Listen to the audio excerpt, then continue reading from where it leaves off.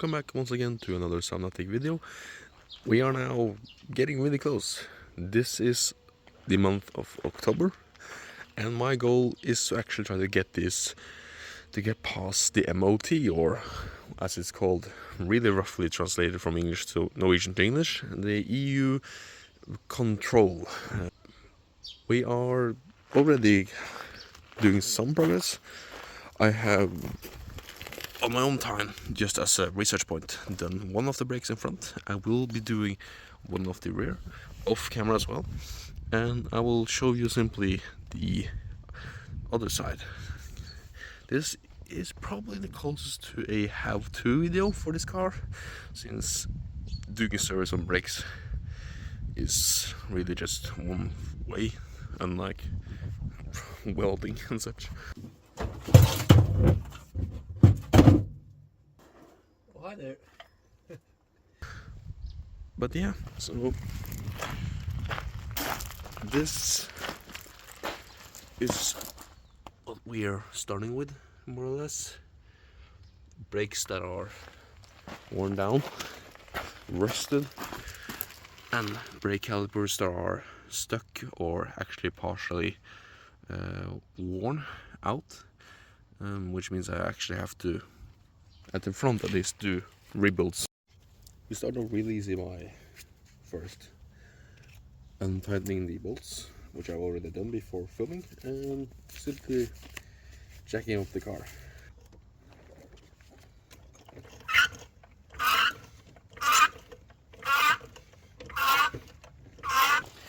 After killing all the puppies in my jack, simply remove the wheel.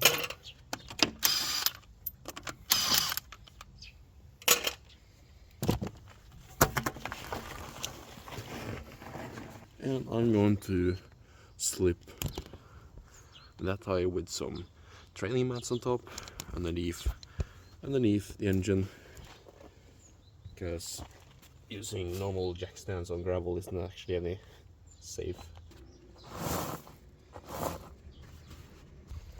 There. I don't think I need to do any more than that.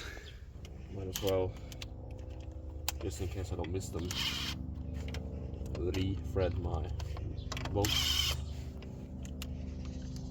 And I'm actually gonna start somewhere completely normal to have as a first step, and that's actually to loosen up the bolt for the brake discs. Thanks to my inability to not try to cheap out when it comes to parts and tools, I actually bought myself one of these tools. Impact hammer, screwdriver, impact driver I believe it's called. And luckily this one from Bucko either has a 3/8 drive, and it comes with an adapter that can use these large bits. For example, there are a lot of different sizes, and luckily for me with that, it's simply in front these screws are a hex, while on the rear they are Torx. Well, there you go. You add some tension to the spring and you hit it. If I'm lucky, yes. That's how you make changing disc brakes so much easier. Now it's out, and this luckily was not as rusted as what other people tend to experience. I'm realizing I'm talking like I'm a professional, but I'm not. But I've done brakes on my other car, and it's really similar. I guess a lot of brakes are similar if they are disc brakes. But first, after doing that for myself, but you would start at taking out this spring, I believe it's called, or like the brake caliper holder, and then starting from the rear, taking out the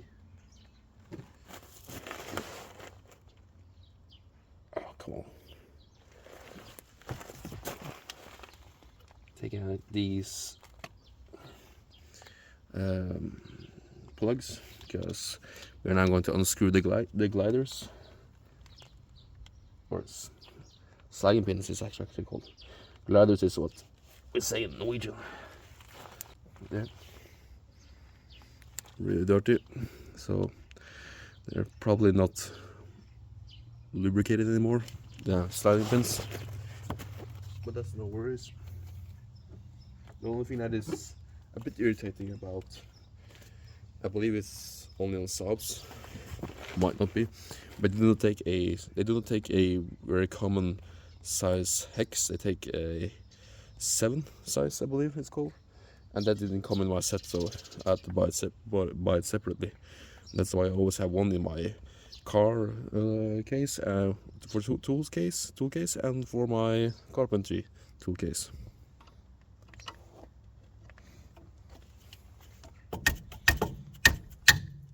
There.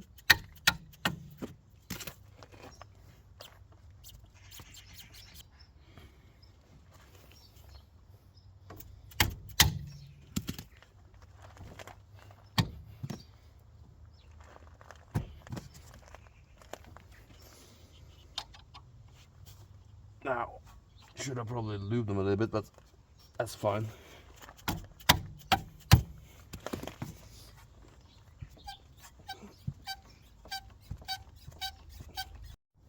Now, after unloosening these sliding pins completely and just pulling them a bit away from the caliper itself to make an opening, I will show better when the caliper is off.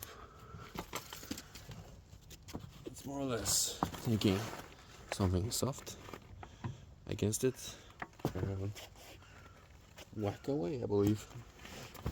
So I'll be using the end of my rubber mallet, and I will be striking with the Deblo hammer as such.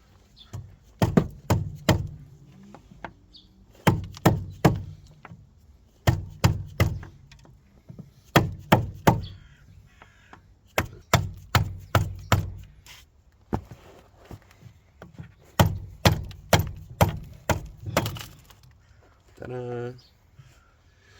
Those were a lot more stuck, and this is the nightmare, as we can see.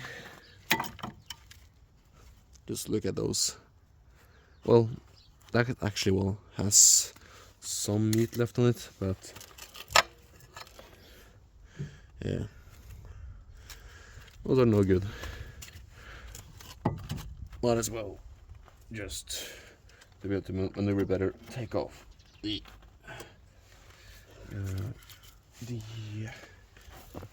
holder for the brake line. Hopefully you guys can see what I'm doing. No, okay. Well, I'll show you later.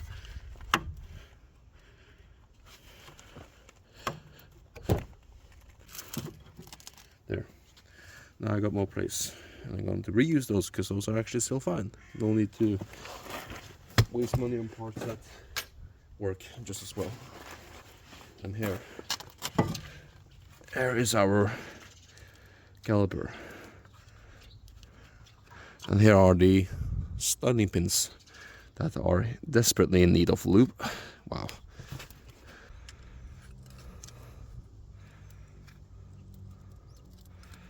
There. Yeah. So those two are probably some of the reasons why, because they're so dry and dirty that the caliper doesn't reset at itself, constantly keeping pressure on the disc. And here is the bracket itself now, with two E-Torx 20, exterior Torx 20 size, and the caliper. And that is, oh well, this one's still a bit more malleable, but yeah, there's a reason I'm going to rebuild them, because they don't look as well. The spotty texture on it, I don't care, that seems okay, but as long as it holds pressure and is able to brake, I'm happy.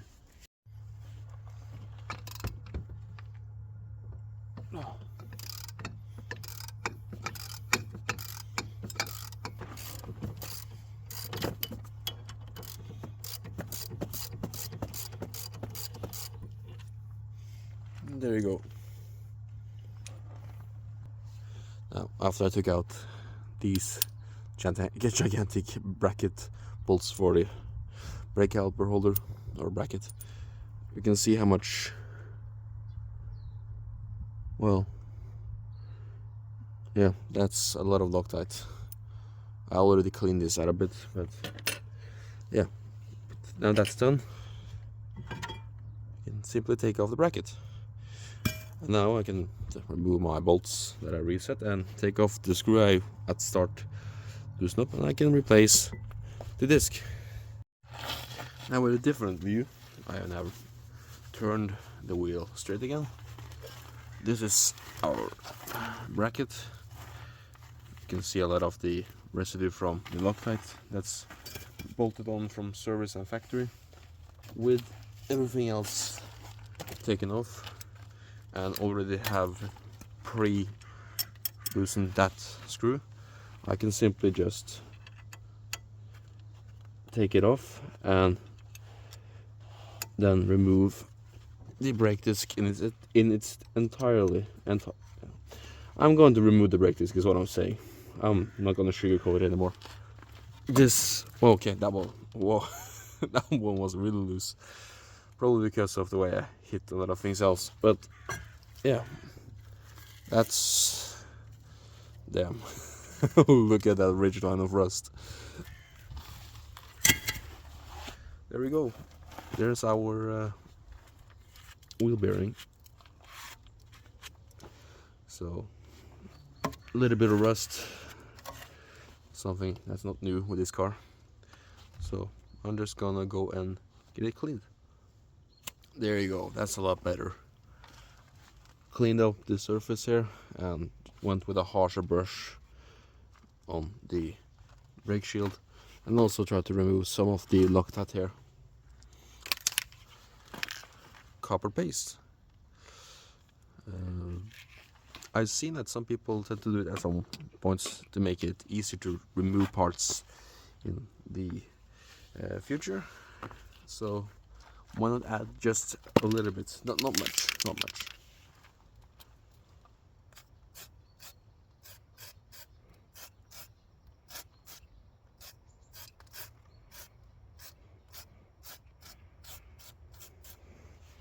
Like such. This seems like a good amount. This was the old one.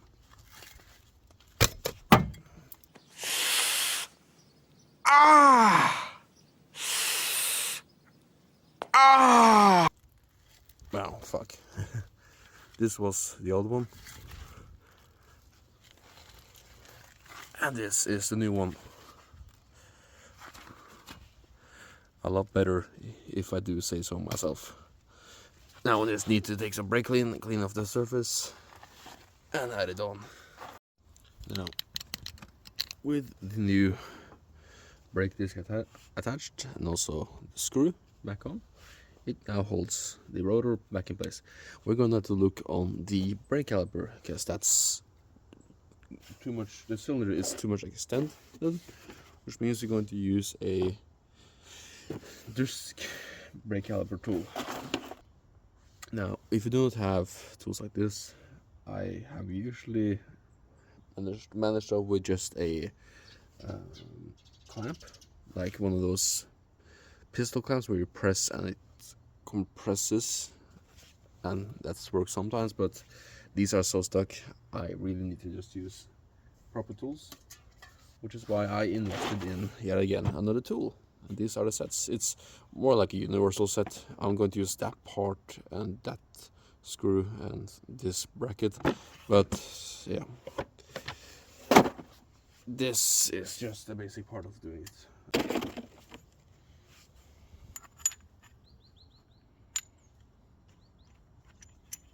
This is just simply how it's going to work. This is going to lay on the inner part here, and this is just going to be twisted further onto the lip of the brake cylinder.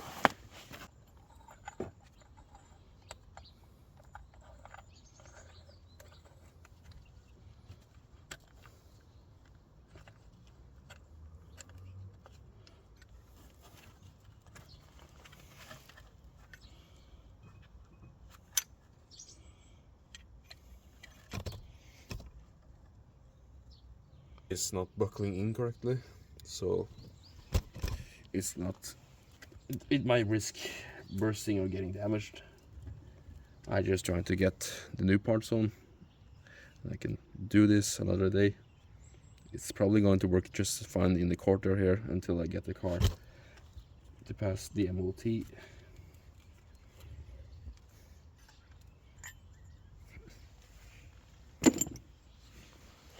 And such.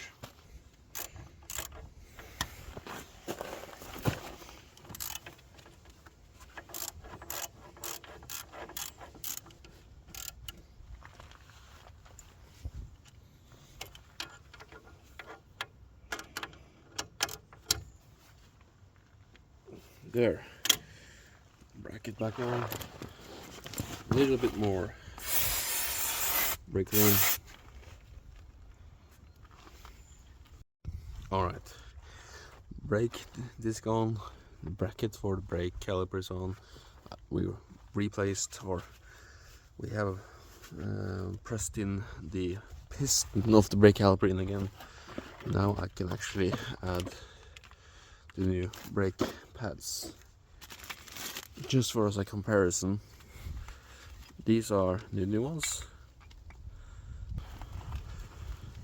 Same side. No, it was certainly about time. Just a little bit of copper paste on the contact points where it's gonna lay on the bracket.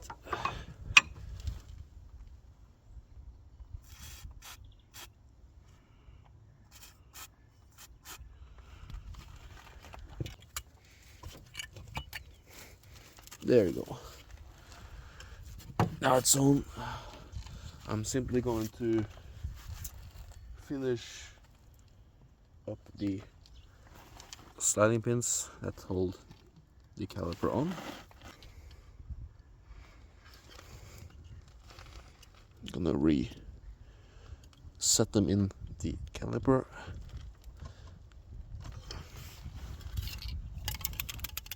And also simply just, this is like a cool one, you simply just spray on.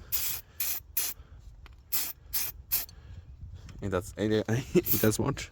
I had this container for like 2 years, since I don't do a lot of brakes on a daily. But it's awesome.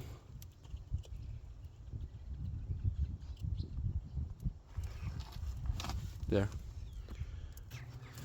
Replace. And back on. There.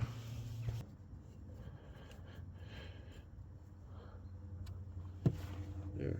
The right part.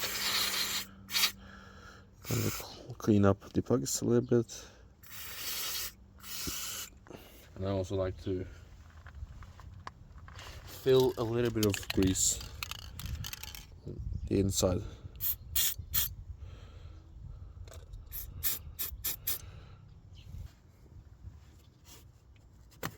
There. We're simply going to have to reattach this holder, or spring, whatever we want to call it.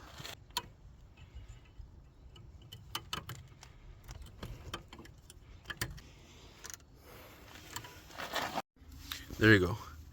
It did take some time, but I managed to get it on correctly. And there.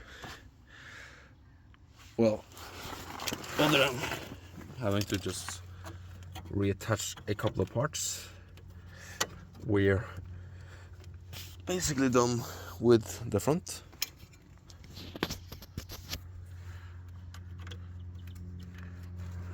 Which is awesome, because there's still, shut up, there's still some daylight left, and I think I'm going to take a look at the rear brake discs for today. Get a bit ahead of myself.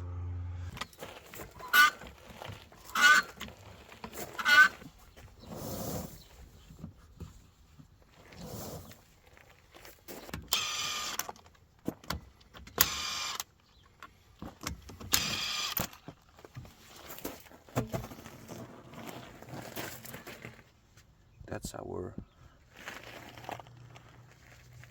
last brake system to do.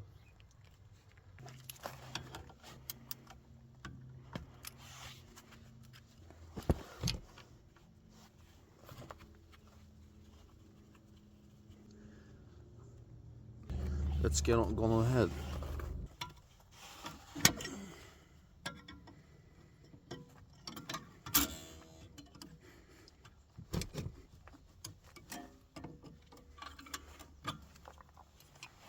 Sorry for the camera shaking. You guys are literally in front of me again, so my hands have to go through the tripod and such. On these, because these are the rear brakes, and they have the brake shoes for the handbrake inside of the roller. When I did the other side, you are supposed to adjust them, to loosen them up with the adjuster, but they were stuck, so I literally just had to take them off and therefore damaged the handbrake shoes pads, which means I have to buy new, which are okay, but that means we won't be completely done with brakes at the rear.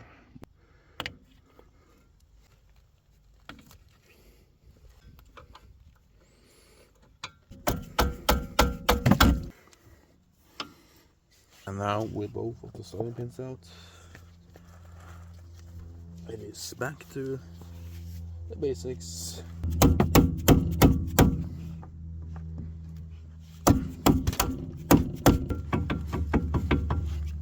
Come on.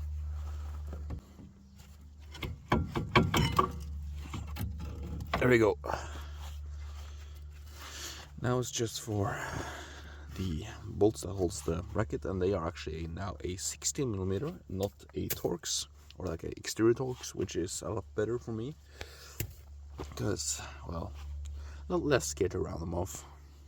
Still, you do have to use some force on them, unfortunately, but you know, that's worse for another time. After working with the bolts off time or off camera for a couple of minutes, or just basically gotta get him loose, I can start on actually taking off the bracket.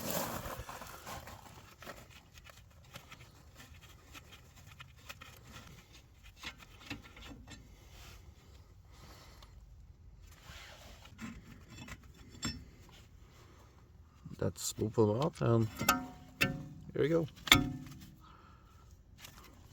And now begins the fun part. And with a lot of persuasion and beating it mercilessly without even a care, we now got it off.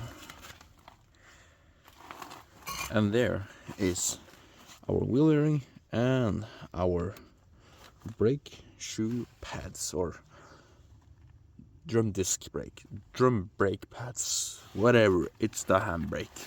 I can actually give a better look if I make you guys free mode for a second. This is the internal braking system, or the handbrake.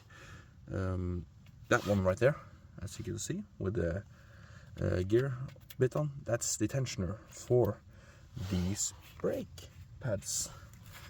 And you're supposed to, by locating the correct hole, align with the gear right there, stick a screwdriver in here and loosen up so these will contract inwards, making it easier to take off the brake discs. And once again, when doing cleaning, that looks a lot better. You can actually see the color on the brake pads, and the surface is mostly clean.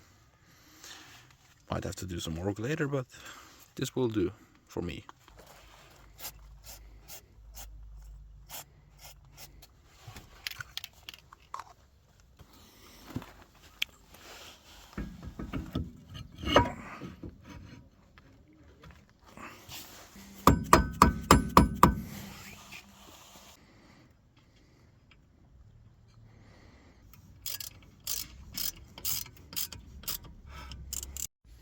And now with the rotor on. Let's get our attention back to the caliper.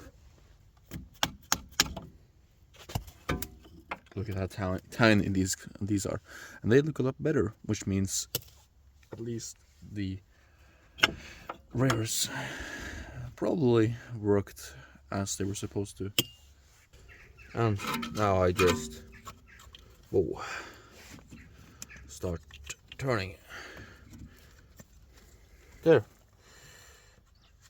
Doesn't look too well, but you know, that's what I gotta work with for now.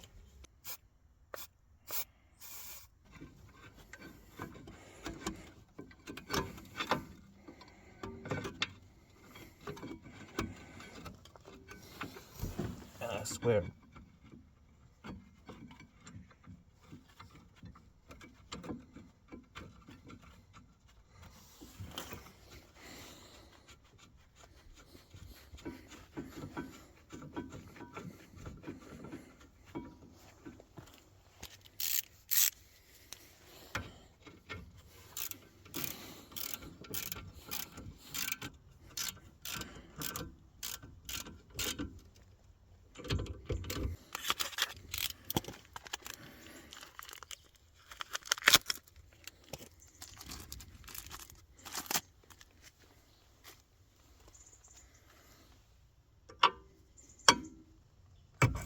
there. I haven't fully pressed the brake caliper shoes in.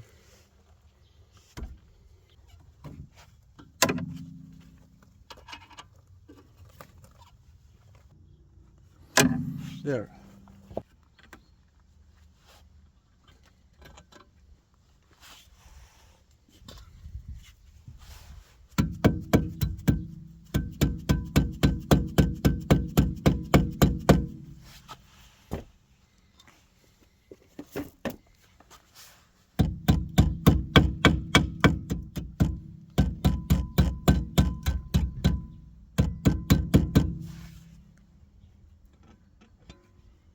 There. Now it's done. All 4 brakes are done. And with that, we got complete new set of brake systems for the car. All we need to do is the framework, brake hoses, and brake lines. And then I think I'm gonna try to get this car actually road legal by the end of this month. There is still some chassis work to be done, at least when it comes to surface rust. And there is also some more welding that needs to be done.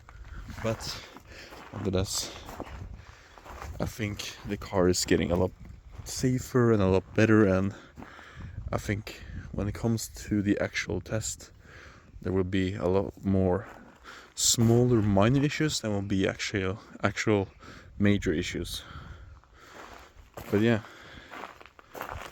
the sun, hits the car perfectly.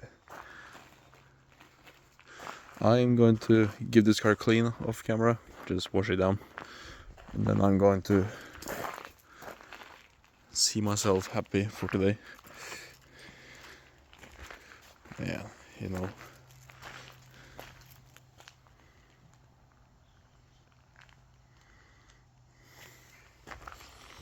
it's just a wonderful car.